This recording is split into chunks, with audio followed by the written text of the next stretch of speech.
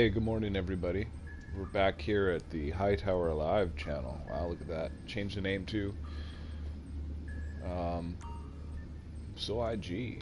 Might go So High OG for So High On Games.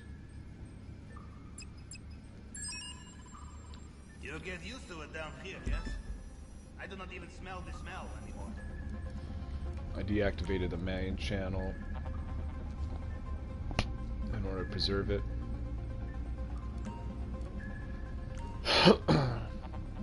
This is where we're at, you guys.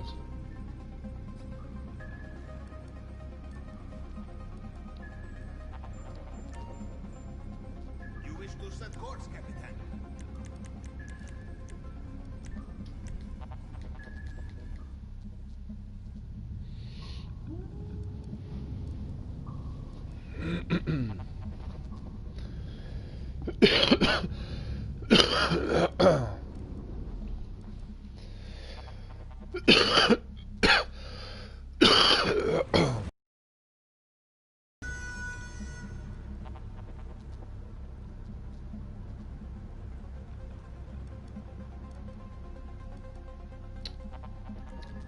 Like, comment, and subscribe with caution, guys. Bye. Bye-bye.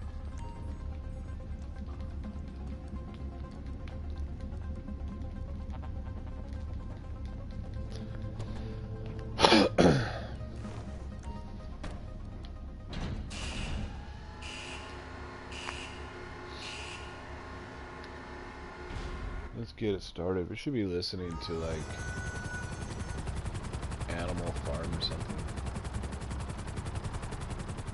So, we go back to paradise. Again, safest approach to reconnaissance is to pose as one of Mr. Rubio's smugglers. I have been monitoring air traffic from the island, and I have coordinates of the most recent plane to land in Los Santos. I, for one, am keen to see how things have changed since our last trip.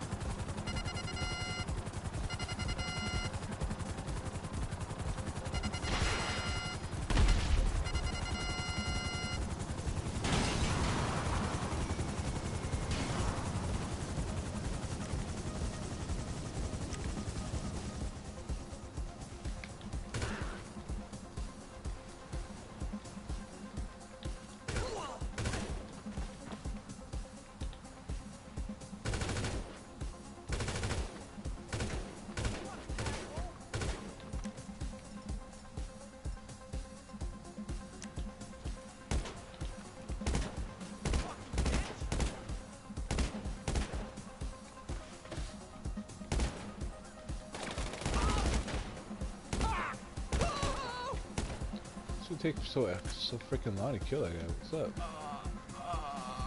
Homie, get some. What do you think you're doing, bro?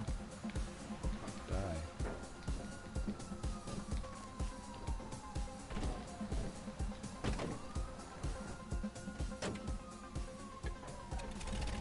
Do you have the plane? Very good. I have sent you coordinates. Keep south until the air becomes thick with herbs and profanity. Yeah, there should be clothes on board. You switch on the way. And leave your guns on plane. Remember, drug dealers employ smugglers. They do not trust them. Guards find you with weapons. This will not end well.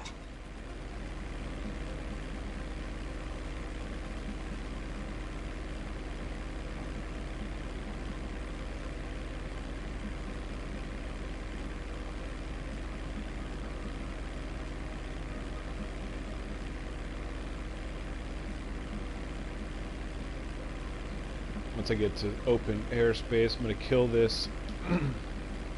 Kill a lot of the audio for the game. I'm gonna listen to Animal Farm.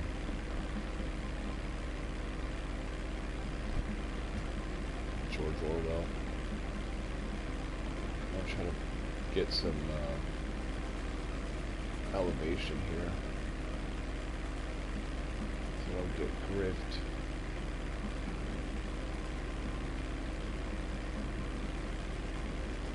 So I don't get griefed.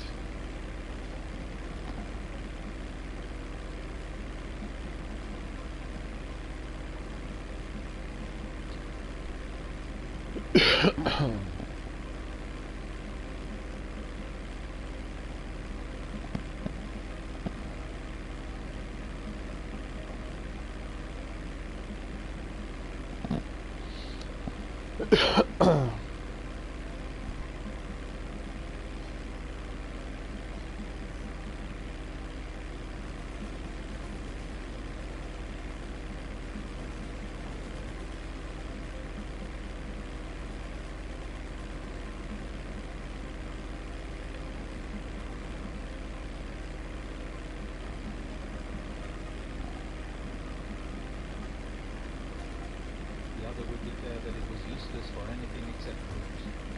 Each had his own following, and there were some violent debates. At the meetings, Snowball often won over the majority by his brilliant speeches, but Napoleon was better at canvassing support for himself in between times. He was especially successful with the sheep. Of late, the sheep had taken to bleating, "4 legs good, 2 legs bad," both in and out of season, and they often interrupted the meeting with this. It was noticed that they were especially liable to break into 4 legs good, 2 legs bad, at crucial moments in Snowball's speeches. Snowball had made a close study of some back numbers of the farmer and stock breeder, which he had found in the farmhouse, and was full of plans for innovations and improvements. He talked learnedly about field drains, silage, and basic slag, and had worked out a complicated scheme for all the animals to drop their dung directly in the fields at a different spot every day to save the labor of cartage. Napoleon produced no schemes of his own, but said quietly that Snowball's would come to nothing, and seemed to be biding his time. But of all their controversies, none was so bitter as the one that took place over the windmill. In the long pasture, not far from the farm buildings, there was a small knoll which was the highest point on the farm.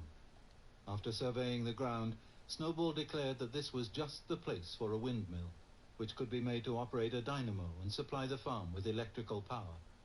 This would light the stalls and warm them in winter, and would also run a circular saw, a chaff cutter, a mangle slicer, and an electric milking machine. The animals had never heard of anything of this kind before, for the farm was an old-fashioned one and had only the most primitive machinery, and they listened in astonishment while Snowball conjured up pictures of fantastic machines which would do their work for them while they grazed at their ease in the fields, or improved their minds with reading and conversation. Within a few weeks, Snowball's plans for the windmill were fully worked out. The mechanical details came mostly from 3 books which had belonged to Mr. Jones. 1,000 Useful Things to Do About the House, Every Man His Own Bricklayer, and Electricity for Beginners. Snowball used as his study a shed which had once been used for incubators and had a smooth wooden floor suitable for drawing on. He was closeted there for hours at a time, with his books held open by a stone, and with a piece of chalk gripped between the knuckles of his trotter, he would move rapidly to and fro, drawing in line after line, and uttering little whimpers of excitement. Gradually, the plans grew into a complicated mass of cranks and cogwheels, covering more than half the floor, which the other animals found completely unintelligible, but very impressive. All of them came to look at Snowball's drawings at least once a day. Even the hens and ducks came, and were at pains not to tread on the chalk marks. Only Napoleon held aloof. He had declared himself against the windmill from the start. One day, however, he arrived unexpectedly to examine the plans. He walked heavily round the shed, looked closely at every detail of the plans and snuffed at them once or twice, then stood for a little while contemplating them out of the corner of his eye. Then suddenly he lifted his leg, urinated over the plans, and walked out without uttering a word. The whole farm was deeply divided on the subject of the windmill. Snowball did not deny that to build it would be a difficult business. Stone would have to be carried and built up into walls. Then the sails would have to be made, and after that there would be need for dynamos and cables. How these were to be procured, Snowball did not say, but he maintained that it could all be done in a year, and thereafter, he declared, so much labor would be saved that the animals would only need to work 3 days a week. Napoleon, on the other hand, argued that the great need of the moment was to increase food production, and that if they wasted time on the windmill, they would all starve to death. The animals formed themselves into two factions under the slogan, "Vote for Snowball and the 3-day week," and "Vote for Napoleon and the full manger." Benjamin was the only animal who did not side with either faction. He refused to believe either that food would become more plentiful or that the windmill would save work. Windmill or no windmill, he said, life would go on as it had always gone on. That is, badly. Apart from the disputes over the windmill, there was the question of the defense of the farm. It was fully realized that though the human beings had been defeated in the Battle of the Cowshed, they might make another and more determined attempt to recapture the farm and reinstate Mr. Jones.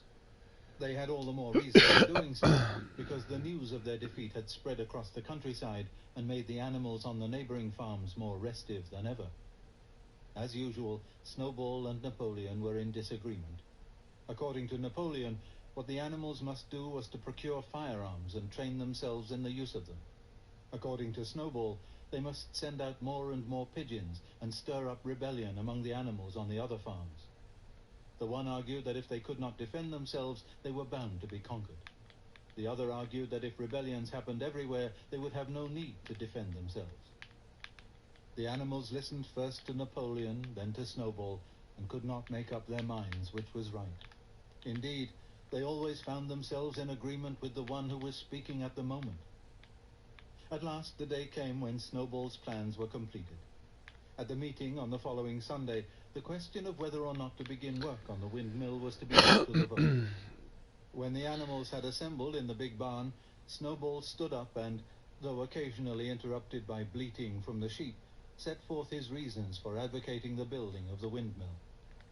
Then Napoleon stood up to reply. He said very quietly that the windmill was nonsense, and that he advised nobody to vote for it, and promptly sat down again. He had spoken for barely 30 seconds, and seemed almost indifferent as to the effect he produced. At this, Snowball sprang to his feet, and shouting down the sheep, who had begun bleating again, broke into a passionate appeal in favor of the windmill. Until now, the animals had been about equally divided in their sympathies, but in a moment, Snowball's eloquence had carried them away.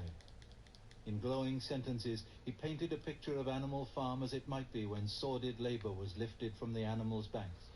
His imagination had now run far beyond chaff cutters and turnip slicers.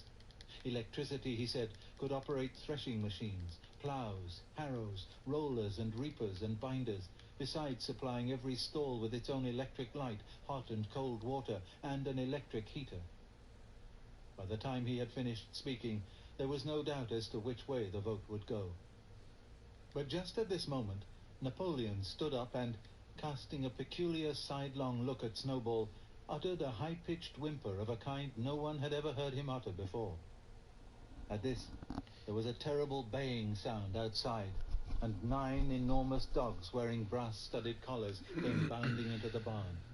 They dashed straight for Snowball, who only sprang from his place just in time to escape their snapping jaws.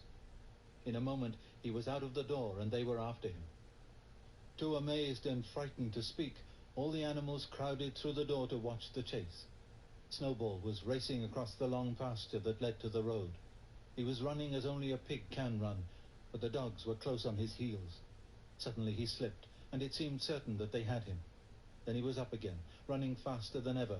Then the dogs were gaining on him again. One of them all but closed his jaws on Snowball's tail, but Snowball whisked it free just in time.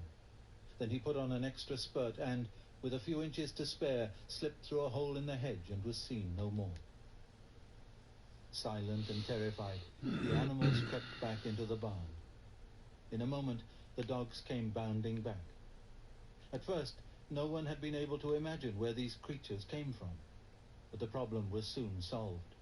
They were the puppies whom Napoleon had taken away from their mothers and reared privately.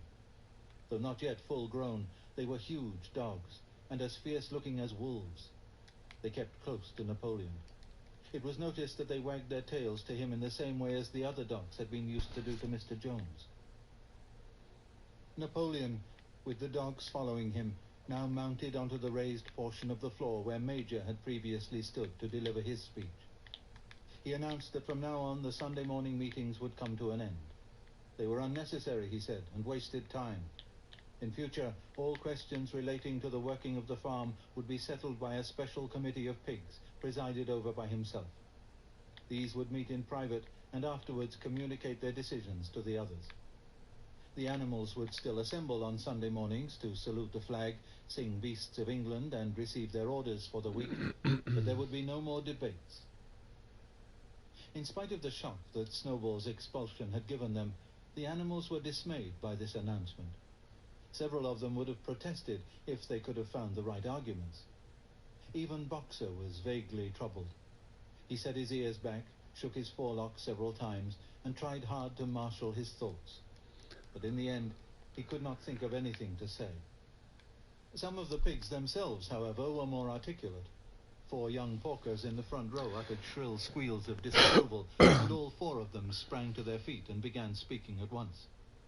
But suddenly, the dogs sitting round Napoleon let out deep, menacing growls, and the pigs fell silent and sat down again. Then the sheep broke out into a tremendous bleating of 4 legs good, 2 legs bad, which went on for nearly a quarter of an hour and put an end to any chance of discussion.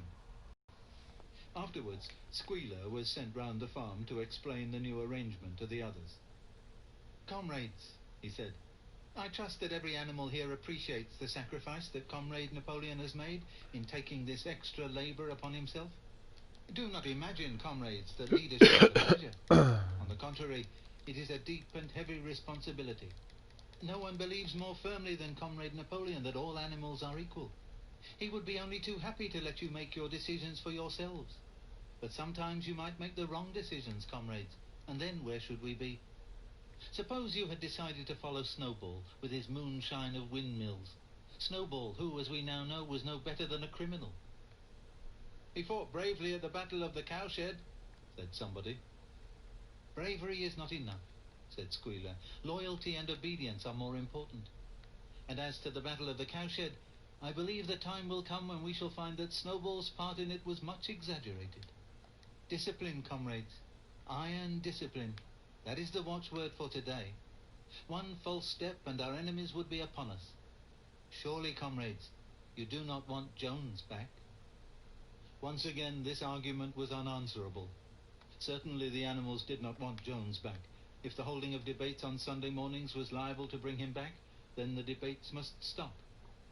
Boxer, who had now had time to think things over, voiced the general feeling by saying, "If Comrade Napoleon says it, it must be right."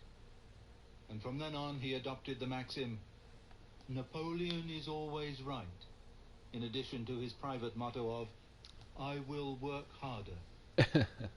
By this time the weather had broken and the spring ploughing had begun. The shed where Snowball had drawn his plans of the windmill had been shut up, and it was assumed that the plans had been rubbed off the floor. Every Sunday morning at 10 o'clock, the animals assembled in the big barn to receive their orders for the week. The skull of old Major, now clean of flesh, had been disinterred from the orchard and set up on a stump at the foot of the flagstaff beside the gun. After the hoisting of the flag, the animals were required to file past the skull in a reverent manner before entering the barn. Nowadays they did not sit all together as they had done in the past. Napoleon, with Squealer and another pig named Minimus, who had a remarkable gift for composing songs and poems, sat on the front of the raised platform, with the 9 young dogs forming a semicircle round them and the other pigs sitting behind. The rest of the animals sat facing them in the main body of the barn. Napoleon read out the orders for the week in a gruff, soldierly style, and after a single singing of Beasts of England, all the animals dispersed. On the 3rd Sunday after Snowball's expulsion, the animals were somewhat surprised to hear Napoleon announce that the windmill was to be built after all. He did not give any reason for having changed his mind, but merely warned the animals that this extra task would mean very hard work. It might even be necessary to reduce their rations. The plans, however, had all been prepared down to the last detail. A special committee of pigs had been at work upon them for the past 3 weeks. The building of the windmill, with various other improvements, was expected to take 2 years. That evening, Squealer explained privately to the other animals that Napoleon had never, in reality, been opposed to the windmill. On the contrary, It was he who had advocated it in the beginning, and the plan which Snowball had drawn on the floor of the incubator shed had actually been stolen from among Napoleon's papers. The windmill was, in fact, Napoleon's own creation. Why then, asked somebody, had he spoken so strongly against it? Here Squealer looked very sly. That, he said, was Comrade Napoleon's cunning. He had seemed to oppose the windmill simply as a maneuver to get rid of Snowball, who was a dangerous character and a bad influence. Now that Snowball was out of the way, the plan could go forward without his interference. This, said Squealer, was something called tactics. He repeated a number of times, "Tactics, comrade, tactics," skipping round and whisking his tail with a merry laugh. The animals were not certain what the word meant, but Squealer spoke so persuasively, and the 3 dogs who happened to be with him growled so threateningly, that they accepted his explanation without further questions. Chapter 6. All that year the animals worked like slaves, but they were happy in their work. They grudged no effort or sacrifice, well aware that everything that they did was for the benefit of themselves and those of their kind who would come after them, and not for a pack of idle, thieving human beings. Throughout the spring and summer they worked a 60-hour week, and in August Napoleon announced that there would be work on Sunday afternoons as well. This work was strictly voluntary, but any animal who absented himself from it would have his rations reduced by half.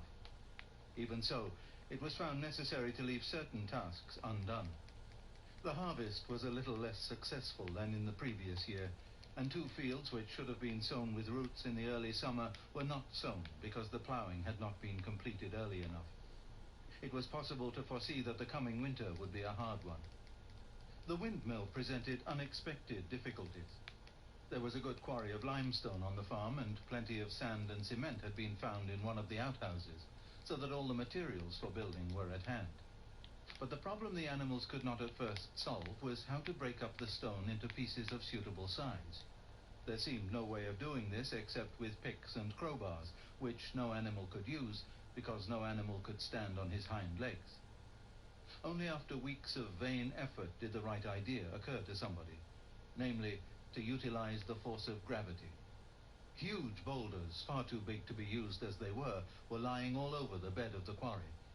The animals lashed ropes round these, and then all together, cows, horses, sheep, any animal that could lay hold of the rope, even the pigs sometimes joined in at critical moments, they dragged them with desperate slowness up the slope to the top of the quarry, where they were toppled over the edge to shatter to pieces below. Transporting the stone when it was once broken was comparatively simple. The horses carried it off in cartloads. The sheep dragged single blocks. Even Muriel and Benjamin yoked themselves into an old governess cart and did their share. By late summer, a sufficient store of stone had accumulated, and then the building began, under the superintendence of the pigs. But it was a slow, laborious process. Frequently, it took a whole day of exhausting effort to drag a single boulder to the top of the quarry, and sometimes, when it was pushed over the edge, it failed to break. Nothing could have been achieved without Boxer, whose strength seemed equal to that of all the rest of the animals put together. When the boulder began to slip and the animals cried out in despair at finding themselves dragged down the hill, it was always Boxer who strained himself against the rope and brought the boulder to a stop. To see him toiling up the slope inch by inch, his breath coming fast, the tips of his hoofs clawing at the ground, and his great sides matted with sweat, filled everyone with admiration. Clover warned him sometimes to be careful not to overstrain himself, but Boxer would never listen to her. His 2 slogans, "I will work harder," and "Napoleon is always right," seemed to him a sufficient answer to all problems. He had made arrangements with the cockerel to call him 3/4 of an hour earlier in the mornings instead of half an hour, and in his spare moments, of which there were not many nowadays, he would go alone to the quarry, collect a load of broken stone, and drag it down to the site of the windmill unassisted. The animals were not badly off throughout that summer, in spite of the hardness of their work. If they had no more food than they had had in Jones's day, at least they did not have less. The advantage of only having to feed themselves and not having to support 5 extravagant human beings as well was so great that it would have taken a lot of failures to outweigh it. and in many ways the animal method of doing things was more efficient and saved labor. Such jobs as weeding, for instance, could be done with a thoroughness impossible to human beings. And again, since no animal now stole, it was unnecessary to fence off pasture from arable land, which saved a lot of labor on the upkeep of hedges and gates. Nevertheless, as the summer wore on, various unforeseen shortages began to make themselves felt. There was need of paraffin oil, nails, string, dog biscuits, and iron for the horses' shoes, none of which could be produced on the farm. Later, there would also be need for seeds and artificial manures, besides various tools, and, finally, the machinery for the windmill. How these were to be procured, no one was able to imagine. One Sunday morning, when the animals assembled to receive their orders, Napoleon announced that he had decided upon a new policy. From now onwards, Animal Farm would engage in trade with the neighboring farms. Not, of course, for any commercial purpose, but simply in order to obtain certain materials which were urgently necessary. The needs of the windmill must override everything else, he said. He was therefore making arrangements to sell a stack of hay and part of the current year's wheat crop, and later on, if more money were needed, it would have to be made up by the sale of eggs, for which there was always a market in Willingdon. The hens, said Napoleon, should welcome this sacrifice as their own special contribution towards the building of the windmill. Once again, the animals were conscious of a vague uneasiness. Never to have any dealings with human beings, never to engage in trade, never to make use of money. Had not these been among the earliest resolutions passed at that first triumphant meeting after Jones was expelled? All the animals remembered passing such resolutions, or at least they thought that they remembered it. The 4 young pigs who had protested when Napoleon abolished the meetings raised their voices timidly, but they were promptly silenced by a tremendous growling from the dogs. Then, as usual, the sheep broke into 4 legs good, 2 legs bad, and the momentary awkwardness was smoothed over. Finally, Napoleon raised his trotter for silence and announced that he had already made all the arrangements. There would be no need for any of the animals to come into contact with human beings, which would clearly be most undesirable. He intended to take the whole burden upon his own shoulders. A Mr. Whymper, a solicitor living in Willingdon, had agreed to act as intermediary between Animal Farm and the outside world, and would visit the farm every Monday morning to receive his instructions. Napoleon ended his speech with his usual cry of, "Long live Animal Farm!" and after the singing of Beasts of England, the animals were dismissed. Afterwards, Squealer made a round of the farm and set the animals' minds at rest. He assured them that the resolution against engaging in trade and using money had never been passed, or even suggested. It was pure imagination, probably traceable in the beginning to lies circulated by Snowball. A few animals still felt faintly doubtful, but Squealer asked them shrewdly, "Are you certain that this is not something that you have dreamed, comrades? Have you any record of such a resolution? Is it written down anywhere?" And since it was certainly true that nothing of the kind existed in writing, the animals were satisfied that they had been mistaken. Every Monday, Mr. Whymper visited the farm as had been arranged. He was a sly-looking little man with side whiskers, a solicitor in a very small way of business, but sharp enough to have realized earlier than anyone else that Animal Farm would need a broker, and that the commissions would be worth having. The animals watched his coming and going with a kind of dread, and avoided him as much as possible. Nevertheless, the sight of Napoleon, on all fours, delivering orders to Whymper, who stood on 2 legs, roused their pride, and partly reconciled them to the new arrangement. Their relations with the human race were now not quite the same as they had been before. The human beings did not hate Animal Farm any less now that it was prospering. Indeed, they hated it more than ever. Every human being held it as an article of faith that the farm would go bankrupt sooner or later, and, above all, that the windmill would be a failure. They would meet in the public houses and prove to one another by means of diagrams that the windmill was bound to fall down, or that if it did stand up, then that it would never work. And yet, against their will, they had developed a certain respect for the efficiency with which the animals were managing their own affairs. One symptom of this was that they had begun to call Animal Farm by its proper name, and ceased to pretend that it was called the Manor Farm. They had also dropped their championship of Jones, who had given up hope of getting his farm back and gone to live in another part of the county. Except through Whymper, there was as yet no contact between Animal Farm and the outside world.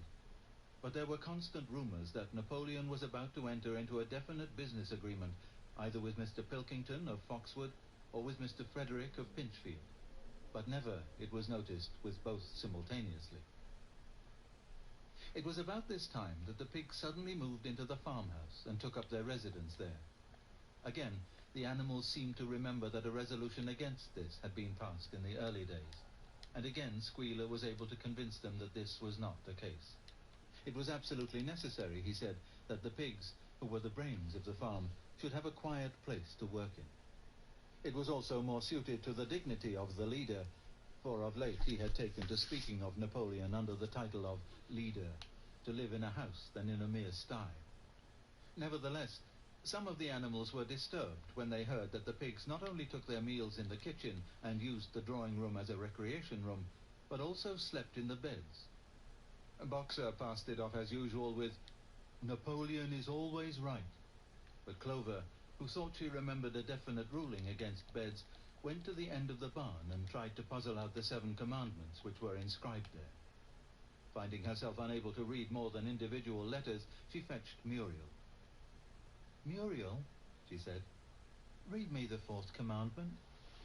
Does it not say something about never sleeping in a bed?" With some difficulty, Muriel spelt it out. "It says, 'No animal shall sleep in a bed with sheets,'" she announced finally. Curiously enough, Clover had not remembered that the 4th commandment mentioned sheets, but as it was there on the wall, it must have done so. And Squealer, who happened to be passing at this moment, attended by 2 or 3 dogs, was able to put the whole matter in its proper perspective. "You have heard then, comrades," he said, "that we pigs now sleep in the beds of the farmhouse. And why not? You did not suppose, surely, that there was ever a ruling against beds? A bed merely means a place to sleep in. A pile of straw in a stall is a bed, properly regarded.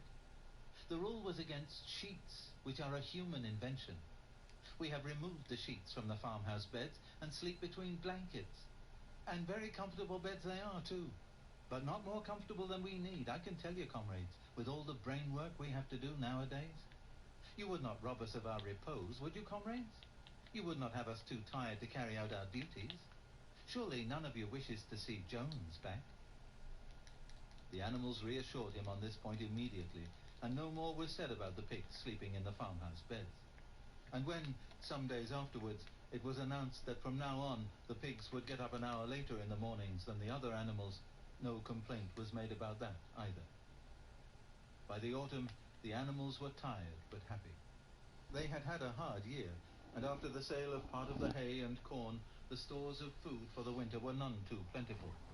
But the windmill compensated for everything. It was almost half built now.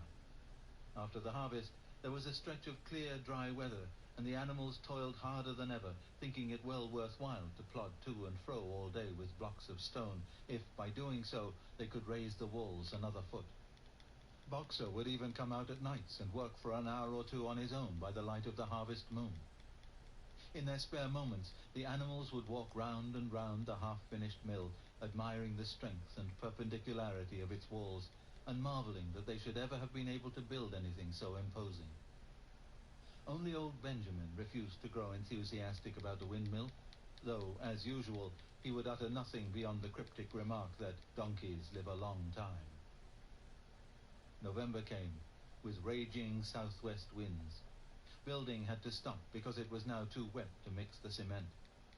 Finally, there came a night when the gale was so violent that the farm buildings rocked on their foundations and several tiles were blown off the roof of the barn. The hens woke up squawking with terror because they had all dreamed simultaneously of hearing a gun go off in the distance. In the morning, the animals came out of their stalls to find that the flagstaff had been blown down and an elm tree at the foot of the orchard had been plucked up like a radish. They had just noticed this when a cry of despair broke from every animal's throat. A terrible sight had met their eyes. The windmill was in ruins. With one accord they dashed down to the spot. Napoleon, who seldom moved out of a walk, raced ahead of them all. Yes, there it lay, the fruit of all their struggles, leveled to its foundations, the stones they had broken and carried so laboriously scattered all around. Unable at first to speak, they stood gazing mournfully at the litter of fallen stone. Napoleon paced to and fro in silence, occasionally snuffing at the ground. His tail had grown rigid and twitched sharply from side to side, a sign in him of intense mental activity. Suddenly he halted, as though his mind were made up.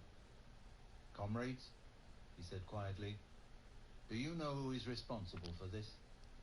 Do you know the enemy who has come in the night and overthrown our windmill? Snowball!" He suddenly roared in a voice of thunder. "Snowball has done this thing.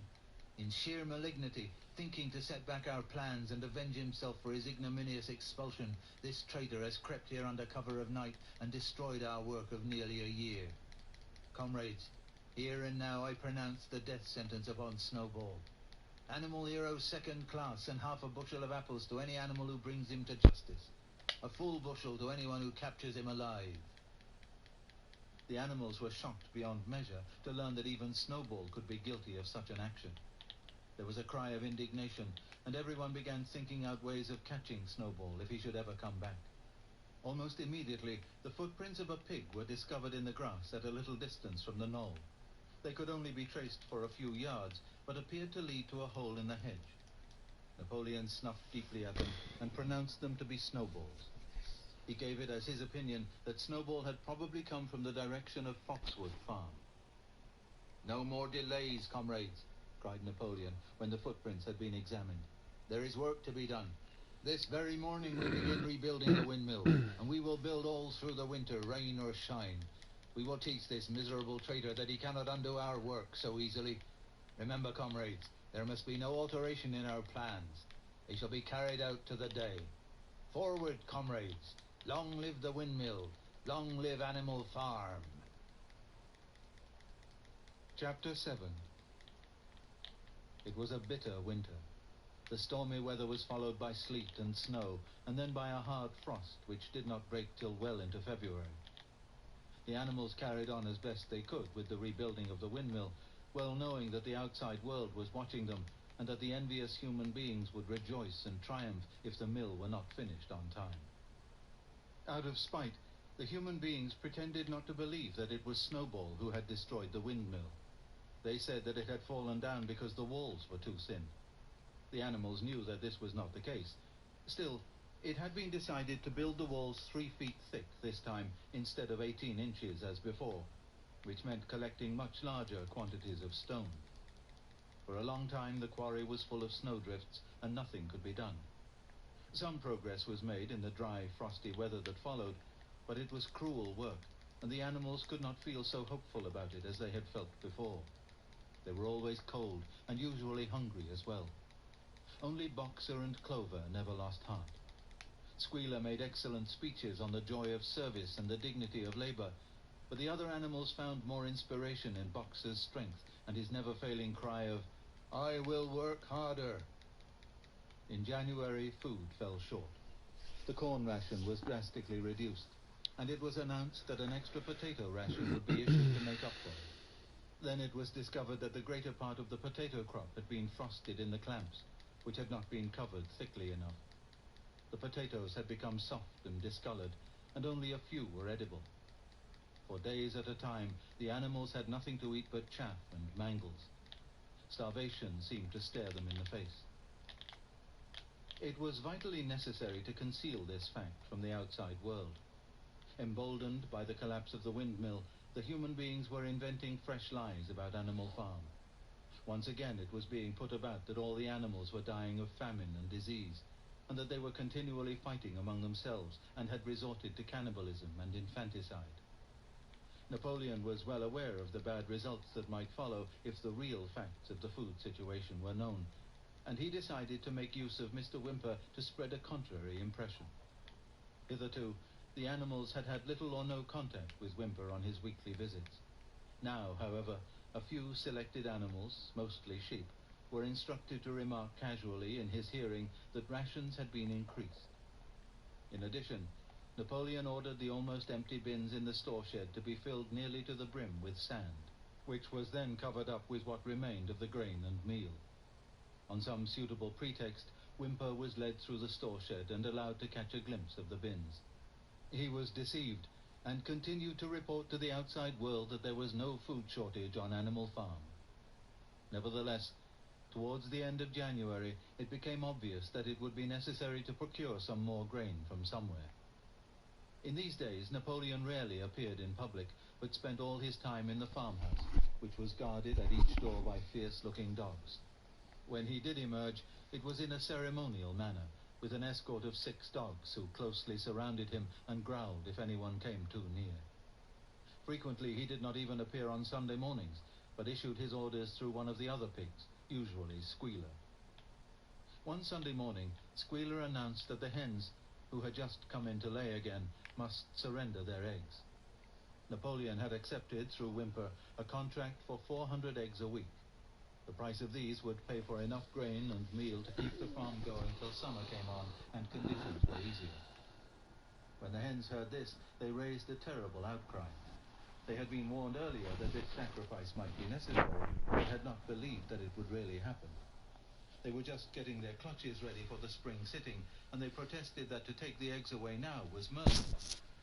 For the first time since the expulsion of Jones, there was something resembling a rebellion.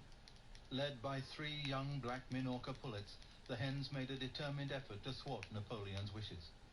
Their method was to fly up to the rafters and there lay their eggs, which smashed to pieces on the floor. Napoleon acted swiftly and ruthlessly. He ordered the hens' rations to be stopped, and decreed that any animal giving so much as a grain of corn to a hen should be punished by death. The dogs saw to it that these orders were carried out. For 5 days the hens held out. Then they capitulated and went back to their nesting boxes. 9 hens had died in the meantime. Their bodies were buried in the orchard, and it was given out that they had died of coccidiosis. Whymper heard nothing of this affair, and the eggs were duly delivered, a grocer's van driving up to the farm once a week to take them away. All this while no more had been seen of Snowball. He was rumored to be hiding on one of the neighboring farms, either Foxwood or Pinchfield. Napoleon was by this time on slightly better terms with the other farmers than before. It happened that there was in the yard a pile of timber which had been stacked there 10 years earlier when a beech spinney was cleared. It was well seasoned, and Whymper had advised Napoleon to sell it. Both Mr. Pilkington and Mr. Frederick were anxious to buy it. Napoleon was hesitating between the two, unable to make up his mind. It was noticed that whenever he seemed on the point of coming to an agreement with Frederick, Snowball was declared to be in hiding at Foxwood, while, when he inclined toward Pilkington, Snowball was said to be at Pinchfield. Suddenly, early in the spring, an alarming thing was discovered. Snowball was secretly frequenting the farm by night. The animals were so disturbed that they could hardly sleep in their stalls. Every night, it was said, he came creeping in under cover of darkness and performed all kinds of mischief. He stole the corn. He upset the milk pails. He broke the eggs. He trampled the seed beds. He gnawed the bark off the fruit trees. Whenever anything went wrong, it became usual to attribute it to Snowball. If a window was broken or a drain was blocked up, someone was certain to say that Snowball had come in the night and done it. And when the key of the store shed was lost, the whole farm was convinced that Snowball had thrown it down the well. Curiously enough, they went on believing this even after the mislaid key was found under a sack of meal. The cows declared unanimously that Snowball crept into their stalls and milked them in their sleep. The rats, which had been troublesome that winter, were also said to be in league with Snowball. Napoleon decreed that there should be a full investigation into Snowball's activities. With his dogs in attendance, he set out and made a careful tour of inspection of the farm buildings, the other animals following at a respectful distance. At every few steps, Napoleon stopped and snuffed the ground for traces of Snowball's footsteps, which, he said, he could detect by the smell. He snuffed in every corner, in the barn, in the cowshed, in the hen houses, in the vegetable garden, and found traces of Snowball almost everywhere. He would put his snout to the ground, give several deep sniffs, and exclaim in a terrible voice, "Snowball! He has been here. I can smell him distinctly." and at the word Snowball, all the dogs let out blood-curdling growls and showed their side teeth. The animals were thoroughly frightened. It seemed to them as though Snowball was some kind of invisible influence pervading the air about them and menacing them with all kinds of dangers. In the evening, Squealer called them together and with an alarmed expression on his face told them that he had some serious news to report. "Comrades," cried Squealer, making little nervous skips, "a most terrible thing has been discovered. Snowball has sold himself to Frederick of Pinchfield Farm, who is even now plotting to attack us and take our farm away from us. Snowball is to act as his guide when the attack begins. But there is worse than that. We had thought that Snowball's rebellion was caused simply by his vanity and ambition. But we were wrong, comrades. Do you know what the real reason was? Snowball was in league with Jones from the very start. He was Jones's secret agent all the time. It has all been proved by documents which he left behind him and which we have only just discovered. To my mind, this explains a great deal, comrades. Did we not see for ourselves how he attempted, fortunately without success, to get us defeated and destroyed at the Battle of the Cowshed?" The animals were stupefied. This was a wickedness far outdoing Snowball's destruction of the windmill. But it was some minutes before they could fully take it in. They all remembered, or thought they remembered, how they had seen Snowball charging ahead of them at the Battle of the Cowshed, how he had rallied and encouraged them at every turn, and how he had not paused for an instant, even when the pellets from Jones's gun had wounded his back. At first it was a little difficult to see how this fitted in with his being on Jones's side. Even Boxer, who seldom asked questions, was puzzled. He lay down, tucked his forehoofs beneath him, shut his eyes, and with a hard effort managed to formulate his thoughts. "I do not believe that," he said. "Snowball fought bravely at the Battle of the Cowshed. I saw him myself. Did we not give him Animal Hero First Class immediately afterwards?" "That was our mistake, comrade. For we know now, it is all written down in the secret documents that we have found, that in reality he was trying to lure us to our doom." "But he was wounded," said Boxer. "We all saw him running with blood." "That was part of the arrangement," cried Squealer. "Jones's shot only grazed him. I could show you this in his own writing if you were able to read it. The plot was for Snowball at the critical moment to give the signal for flight and leave the field to the enemy. And he very nearly succeeded. I will even say, comrades, he would have succeeded if it had not been for our heroic leader, Comrade Napoleon. Do you not remember how just at the moment when Jones and his men had got inside the yard, Snowball suddenly turned and fled, and many animals followed him?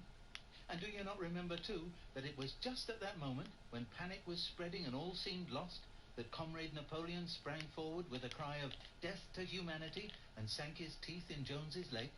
Surely you remember that, comrades? Exclaimed Squealer, frisking from side to side. Now, when Squealer described the scene so graphically, it seemed to the animals that they did remember it.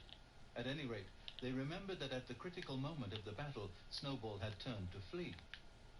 But Boxer was still a little uneasy.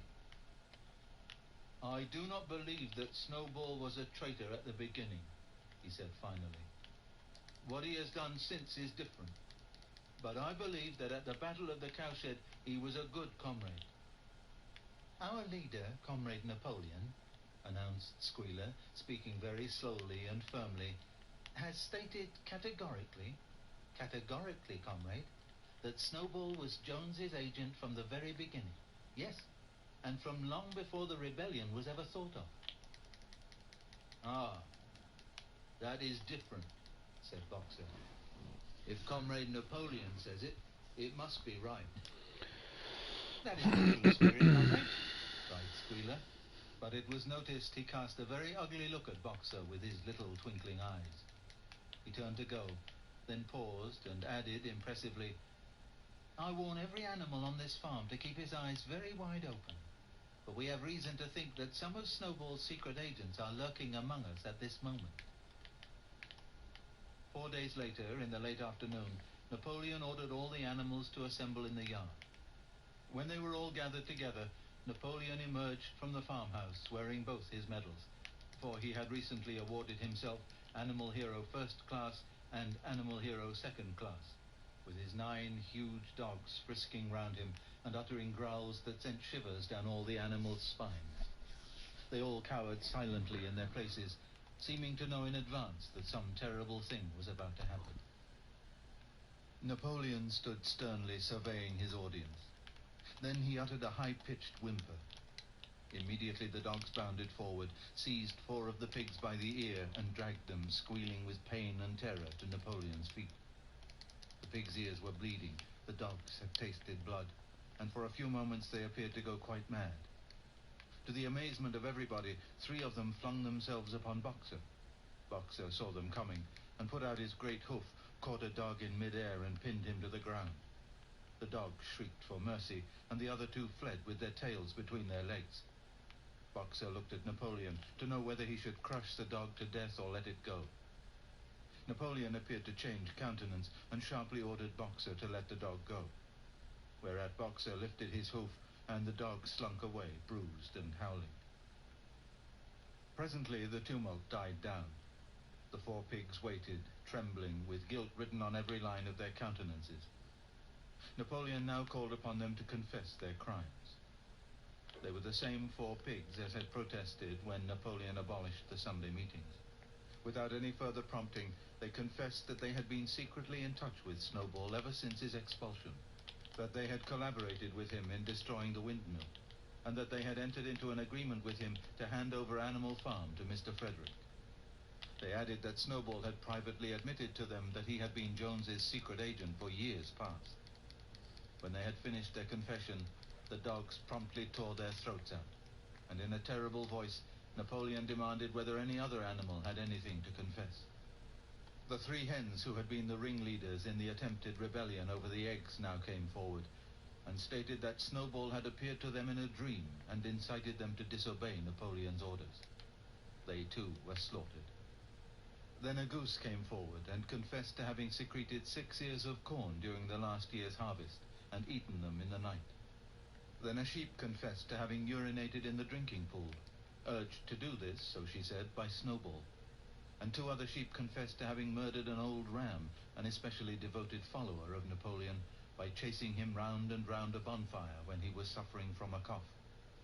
They were all slain on the spot.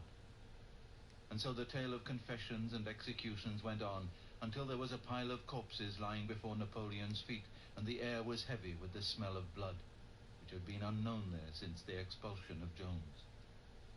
When it was all over, the remaining animals, except for the pigs and dogs, crept away in a body. They were shaken and miserable. They did not know which was more shocking, the treachery of the animals who had leagued themselves with Snowball, or the cruel retribution they had just witnessed. In the old days, there had often been scenes of bloodshed equally terrible, but it seemed to all of them that it was far worse now that it was happening among themselves. Since Jones had left the farm until today, no animal had killed another animal. Not even a rat had been killed. They had made their way onto the little knoll where the half-finished windmill stood, and with one accord they all lay down as though huddling together for warmth. Clover, Muriel, Benjamin, the cows, the sheep, and a whole flock of geese and hens. Everyone, indeed, except the cat, who had suddenly disappeared just before Napoleon ordered the animals to assemble. For some time, nobody spoke. Only Boxer remained on his feet. He fidgeted to and fro, swishing his long black tail against his sides and occasionally uttering a little whinny of surprise. Finally he said, "I do not understand it. I would not have believed that such things could happen on our farm. It must be due to some fault in ourselves. The solution, as I see it, is to work harder. From now onwards, I shall get up a full hour earlier in the mornings." And he moved off at his lumbering trot and made for the quarry.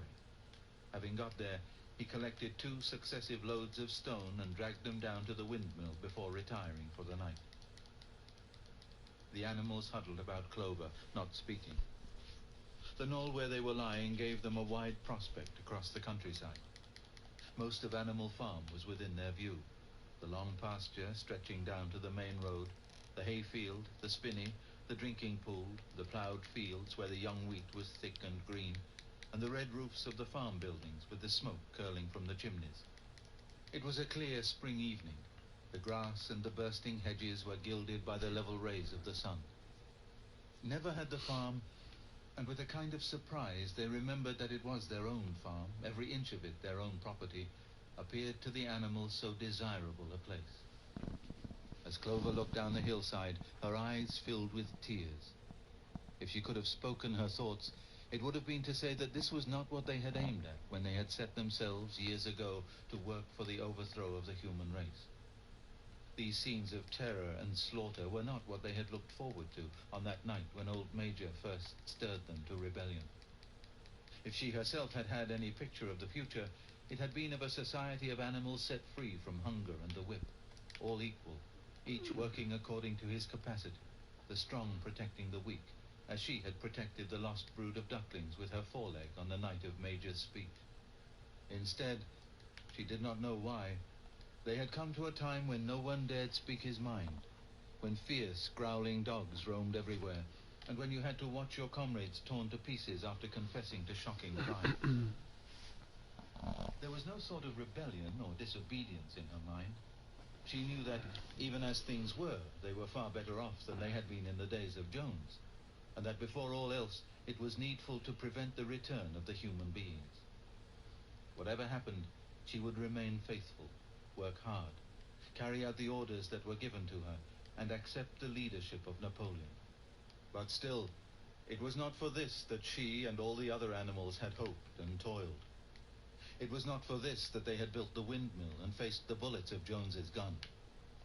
Such were her thoughts, though she lacked the words to express them.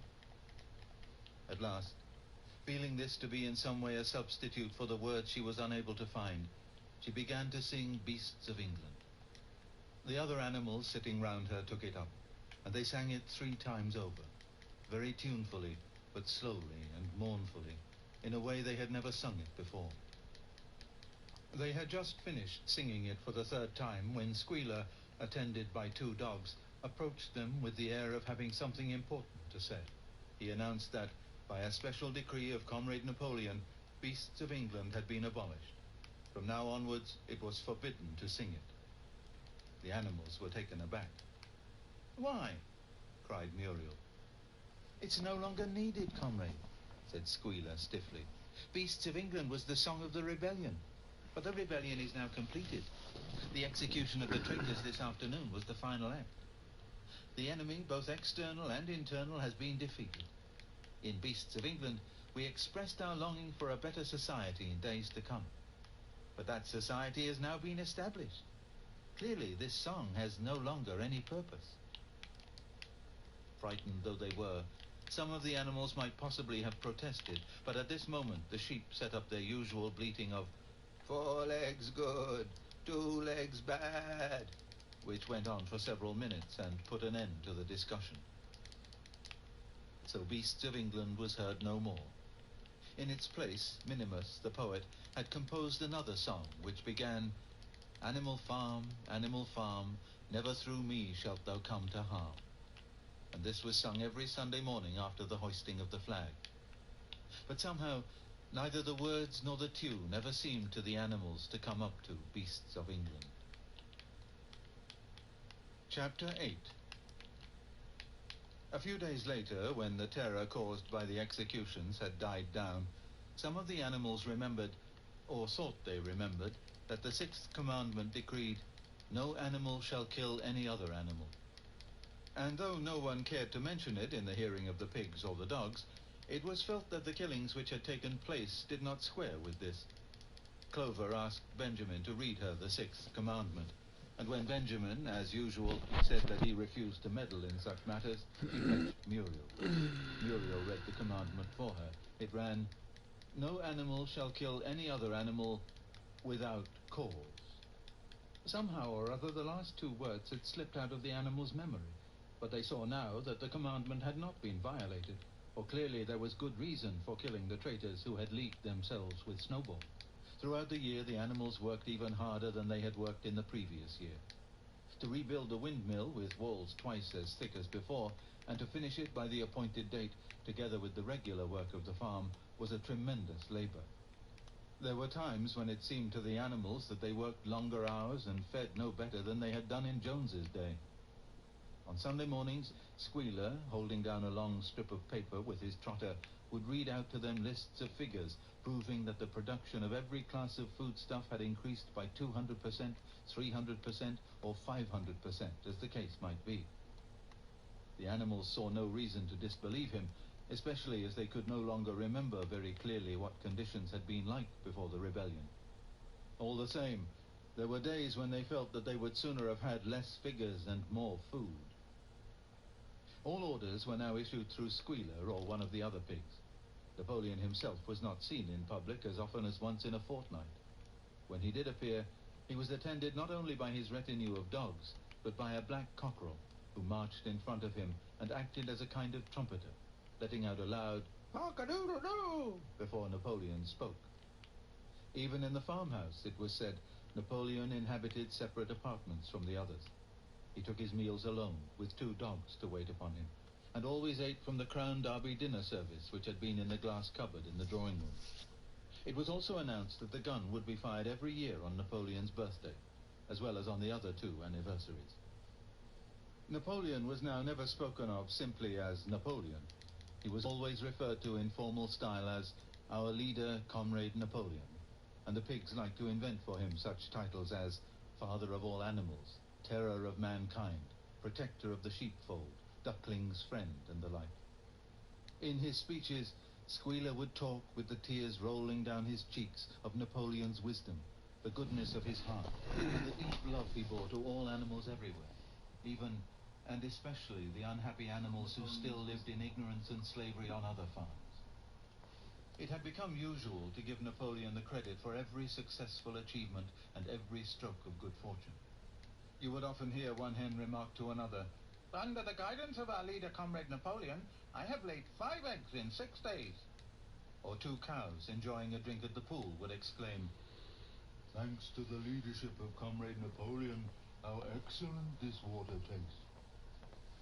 The general feeling on the farm was well expressed in a poem entitled Comrade Napoleon, which was composed by Minimus and which ran as follows. Friend of fatherless, fountain of happiness, lord of the swill bucket, oh, how my soul is on fire when I gaze at thy calm and commanding eye, like the sun in the sky, Comrade Napoleon. Thou art the giver of all that thy creatures love, full belly twice a day, clean straw to roll upon. Every beast, great or small, sleeps at peace in his stall. Thou watchest over all, Comrade Napoleon. Had I a sucking pig ere he had grown as big, even as a pint bottle or as a rolling pin, he should have learned to be faithful and true to thee. Yes, his first squeak should be, Comrade Napoleon. Napoleon approved of this poem and caused it to be inscribed on the wall of the big barn at the opposite end from the 7 commandments. It was surmounted by a portrait of Napoleon in profile, executed by Squealer in white paint. Meanwhile, through the agency of Whymper, Napoleon was engaged in complicated negotiations with Frederick and Pilkington. The pile of timber was still unsold. Of the 2, Frederick was the more anxious to get hold of it, but he would not offer a reasonable price. At the same time, there were renewed rumors that Frederick and his men were plotting to attack Animal Farm and to destroy the windmill, the building of which had aroused furious jealousy in him. Snowball was known to be still skulking on Pinchfield Farm. In the middle of the summer, the animals were alarmed to hear that 3 hens had come forward and confessed that, inspired by Snowball, they had entered into a plot to murder Napoleon. They were executed immediately, and fresh precautions for Napoleon's safety were taken. 4 dogs guarded his bed at night, 1 at each corner, and a young pig named Pink Eye was given the task of tasting all his food before he ate it, lest it should be poisoned. At about the same time, it was given out that Napoleon had arranged to sell the pile of timber to Mr. Pilkington. He was also going to enter into a regular agreement for the exchange of certain products between Animal Farm and Foxwood. The relations between Napoleon and Pilkington, though they were only conducted through Whymper, were now almost friendly. The animals distrusted Pilkington as a human being, but greatly preferred him to Frederick, whom they both feared and hated. As the summer wore on and the windmill neared completion, the rumors of an impending treacherous attack grew stronger and stronger. Frederick, it was said, intended to bring against them 20 men, all armed with guns, and he had already bribed the magistrates and police so that if he could once get hold of the title deeds of Animal Farm, they would ask no questions. Moreover, terrible stories were leaking out from Pinchfield about the cruelties that Frederick practiced upon his animals. He had flogged an old horse to death.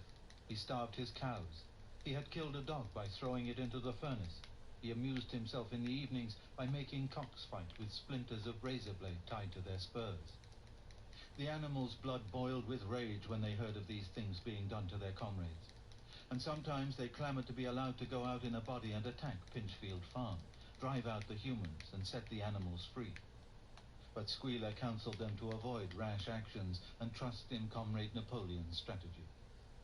Nevertheless, feeling against Frederick continued to run high. One Sunday morning, Napoleon appeared in the barn and explained that he had never at any time contemplated selling the pile of timber to Frederick. He considered it beneath his dignity, he said, to have dealings with scoundrels of that description. The pigeons who were still sent out to spread tidings of the rebellion were forbidden to set foot anywhere on Foxwood, and were also ordered to drop their former slogan of "Death to Humanity" in favor of "Death to Frederick." In the late summer, yet another of Snowball's machinations was laid bare. The wheat crop was full of weeds, and it was discovered that on one of his nocturnal visits, Snowball had mixed weed seeds with the seed corn. A gander who had been privy to the plot had confessed his guilt to Squealer and immediately committed suicide by swallowing deadly nightshade berries. The animals now also learned that Snowball had never, as many of them had believed hitherto, received the order of Animal Hero First Class. This was merely a legend which had been spread some time after the Battle of the Cowshed by Snowball himself. So far from being decorated, he had been censured for showing cowardice in the battle. Once again, some of the animals heard this with a certain bewilderment, but Squealer was soon able to convince them that their memories had been at fault. In the autumn, by a tremendous, exhausting effort, for the harvest had to be gathered at almost the same time, the windmill was finished. The machinery had still to be installed, and Whymper was negotiating the purchase of it, but the structure was completed. In the teeth of every difficulty, in spite of inexperience, of primitive implements, of bad luck, and of Snowball's treachery, the work had been finished punctually to the very day. Tired out but proud, the animals walked round and round their masterpiece, which appeared even more beautiful in their eyes than when it had been built the first time. Moreover, the walls were twice as thick as before. Nothing short of explosives would lay them low this time. And when they thought of how they had labored, what discouragements they had overcome, and the enormous difference that would be made in their lives when the sails were turning and the dynamos running, when they thought of all this, their tiredness forsook them, and they gamboled round and round the windmill, uttering cries of triumph. Napoleon himself, attended by his dogs and his cockerel, came down to inspect the completed work. He personally congratulated the animals on their achievement and announced that the mill would be named Napoleon Mill. 2 days later, the animals were called together for a special meeting in the barn. They were struck dumb with surprise when Napoleon announced that he had sold the pile of timber to Frederick. Tomorrow, Frederick's wagons would arrive and begin carting it away. Throughout the whole period of his seeming friendship with Pilkington, Napoleon had really been in secret agreement with Frederick. All relations with Foxwood had been broken off. Insulting messages had been sent to Pilkington. The pigeons had been told to avoid Pinchfield Farm and to alter their slogan from "Death to Frederick" to "Death to Pilkington." At the same time, Napoleon assured the animals that the stories of an impending attack on Animal Farm were completely untrue, and that the tales about Frederick's cruelty to his own animals had been greatly exaggerated. All these rumors had probably originated with Snowball and his agents. It now appeared that Snowball was not, after all, hiding on Pinchfield Farm, and in fact had never been there in his life. He was living in considerable luxury, so it was said, at Foxwood, and had in reality been a pensioner of Pilkington for years past. The pigs were in ecstasies over Napoleon's cunning. By seeming to be friendly with Pilkington, he had forced Frederick to raise his price by £12. But the superior quality of Napoleon's mind, said Squealer, was shown in the fact that he trusted nobody, not even Frederick. Frederick had wanted to pay for the timber with something called a cheque, which, it seemed, was a piece of paper with a promise to pay written upon it. But Napoleon was too clever for him. He had demanded payment in real £5 notes, which were to be handed over before the timber was removed. Already Frederick had paid up, and the sum he had paid was just enough to buy the machinery for the windmill. Meanwhile, the timber was being carted away at high speed. When it was all gone, another special meeting was held in the barn for the animals to inspect Frederick's banknotes. Smiling beatifically and wearing both his decorations, Napoleon reposed on a bed of straw on the platform with the money at his side, neatly piled on a china dish from the farmhouse kitchen. The animals filed slowly past, and each gazed his fill. And Boxer put out his nose to sniff at the banknotes, and the flimsy white things stirred and rustled in his breath. 3 days later there was a terrible hullabaloo. Whymper, his face deadly pale, came racing up the path on his bicycle, flung it down in the yard, and rushed straight into the farmhouse. The next moment a choking roar of rage sounded from Napoleon's apartments. The news of what had happened sped round the farm like wildfire. The banknotes were forgeries. Frederick had got the timber for nothing. Napoleon called the animals together immediately, and in a terrible voice pronounced the death sentence upon Frederick. When captured, he said, Frederick should be boiled alive. At the same time, he warned them that after this treacherous deed, the worst was to be expected. Frederick and his men might make their long-expected attack at any moment. Sentinels were placed at all the approaches to the farm. In addition, 4 pigeons were sent to Foxwood with a conciliatory message, which it was hoped might re-establish good relations with Pilkington. The very next morning, the attack came. The animals were at breakfast when the lookouts came racing in with the news that Frederick and his followers had already come through the 5-barred gate. Boldly enough, the animals sallied forth to meet them. But this time they did not have the easy victory that they had had in the Battle of the Cowshed. There were 15 men with half a dozen guns between them, and they opened fire as soon as they got within 50 yards. The animals could not face the terrible explosions and the stinging pellets, and in spite of the efforts of Napoleon and Boxer to rally them, they were soon driven back. A number of them were already wounded. They took refuge in the farm buildings and peeped cautiously out from chinks and knotholes. The whole of the big pasture, including the windmill, was in the hands of the enemy. For the moment, even Napoleon seemed at a loss. He paced up and down without a word, his tail rigid and twitching. Wistful glances were sent in the direction of Foxwood. If Pilkington and his men would help them, the day might yet be won. But at this moment, the 4 pigeons, who had been sent out on the day before, returned, one of them bearing a scrap of paper from Pilkington. On it was penciled the words, "Serves you right." Meanwhile, Frederick and his men had halted about the windmill. The animals watched them, and a murmur of dismay went round. 2 of the men had produced a crowbar and a sledgehammer. They were going to knock the windmill down. "Impossible," cried Napoleon. "We have built the walls far too thick for that. They could not knock it down in a week. Courage, comrades." But Benjamin was watching the movements of the men intently. The 2 with the hammer and the crowbar were drilling a hole near the base of the windmill. Slowly, and with an air almost of amusement, Benjamin nodded his long muzzle. "I thought so," he said. "Do you not see what they are doing? In another moment they are going to pack blasting powder into that hole." Terrified, the animals waited.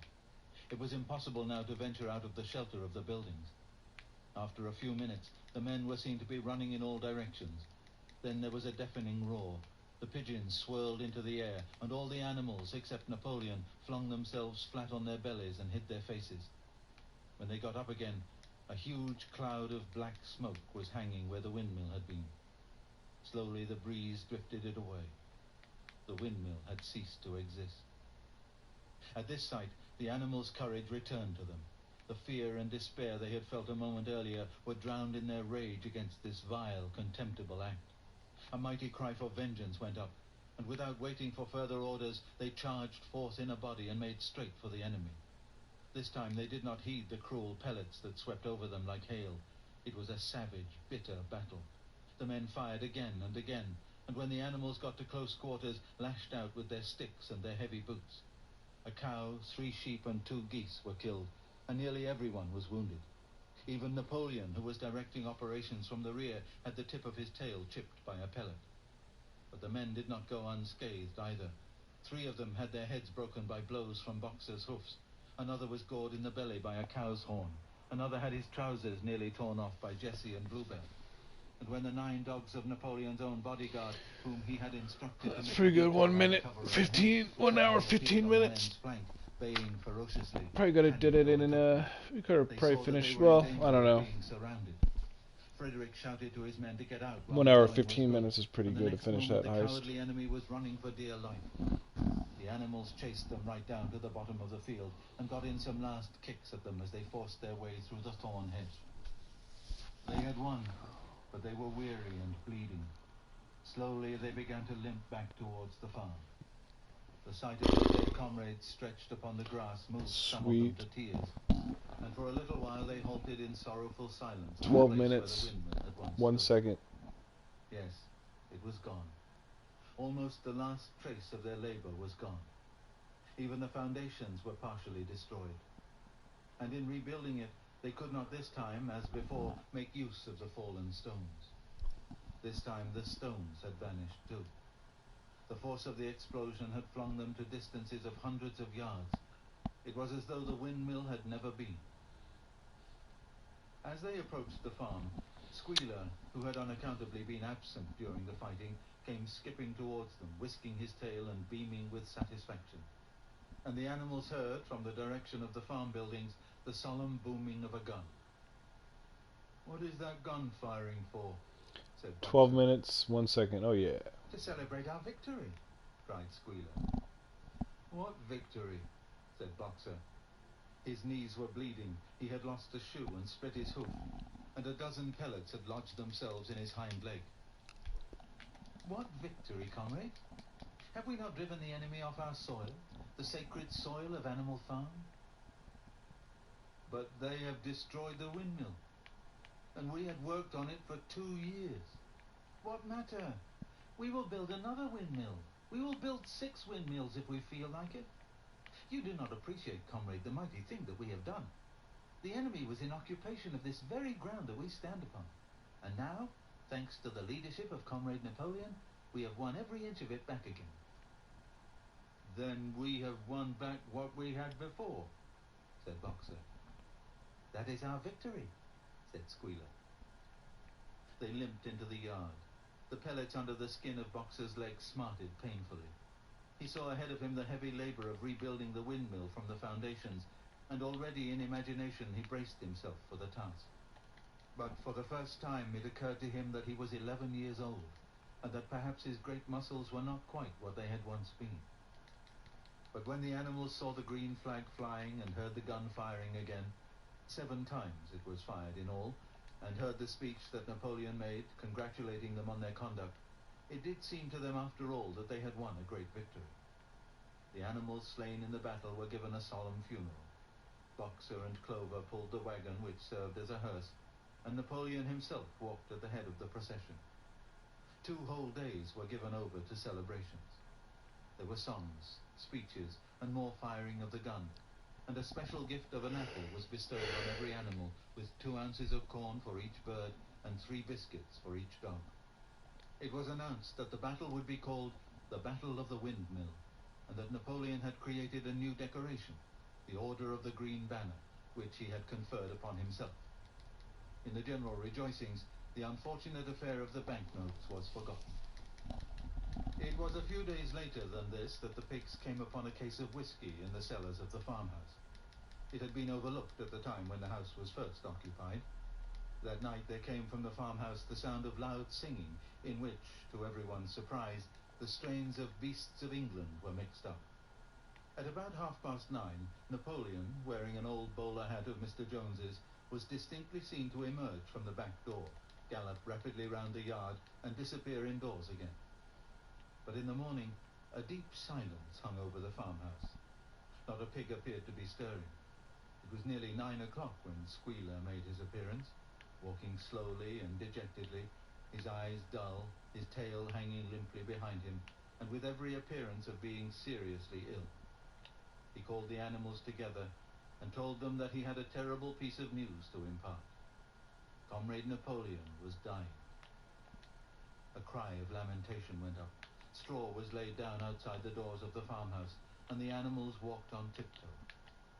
With tears in their eyes, they asked one another what they should do if their leader were taken away from them. A rumor went round that Snowball had, after all, contrived to introduce poison into Napoleon's food. At 11 o'clock, Squealer came out to make another announcement. As his last act upon earth, Comrade Napoleon had pronounced a solemn decree. The drinking of alcohol was to be punished by death. By the evening, however, Napoleon appeared to be somewhat better, and the following morning, Squealer was able to tell them that he was well on the way to recovery.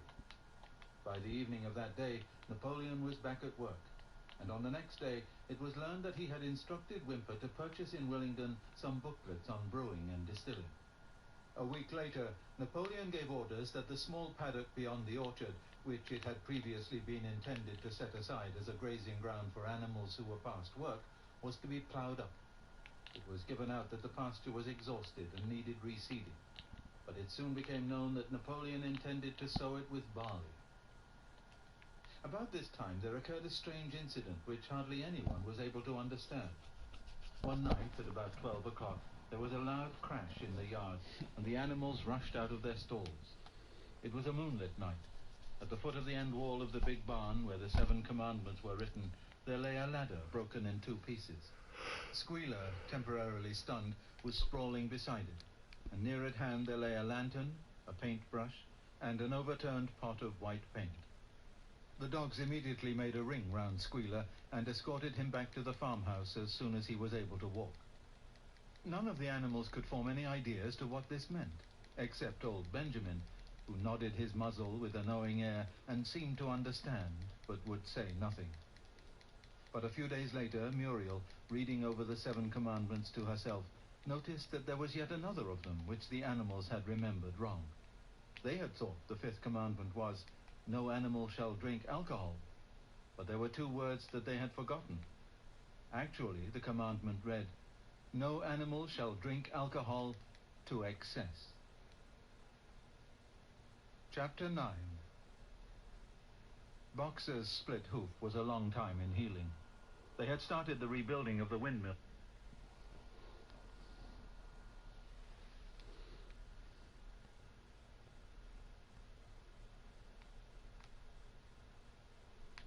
Thanks guys for watching. Catch you on the next one. Peace.